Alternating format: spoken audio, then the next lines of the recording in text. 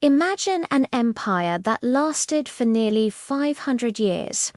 A true powerhouse of the ancient world that stood toe-to-toe with Rome and controlled the lifeblood of global trade. Today, we're diving into the incredible story of the Parthian Empire.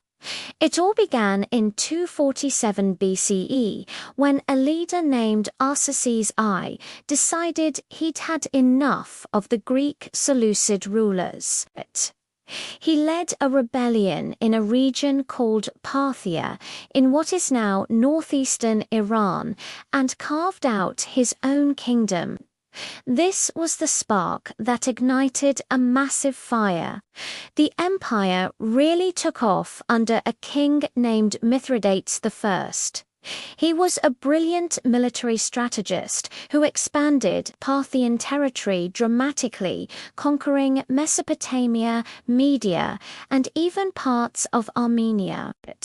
He established a new capital, Ctesiphon, near modern-day Baghdad, placing the Parthians right at the heart of the ancient world. What made the Parthians so effective? They combined the best of two worlds. They had the fierce, mobile cavalry tactics of their nomadic ancestors, but they also adopted a sophisticated feudal system, ruling through a network of vassal kings who pledged loyalty to the central throne. This unique blend of military might and political savvy made them a formidable force. Of course, you can't talk about the Parthians without talking about their legendary rivalry with Rome. But for centuries, these two superpowers clashed for control of the Middle East. The most famous showdown was the Battle of Carrhae in 53 BCE, the Roman general Crassus, one of the richest men in Rome, marched his legions into Parthian territory, expecting an easy victory. Instead, he was met by a storm of arrows from Parthian horse archers and a crushing charge from their heavily armored cataphracts. It was a disaster for Rome and a massive victory that cemented Parthia's reputation. The Parthians weren't just warriors, they were also kingmakers. They even intervened in Judea, backing a claimant to the throne against Roman influence. The wars with Rome continued for generations.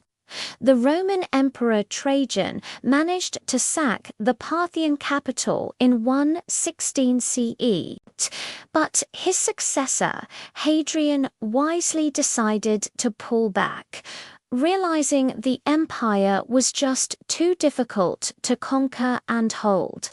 So what brought this mighty empire to its knees? Like many great powers, the seeds of its destruction were sown from within.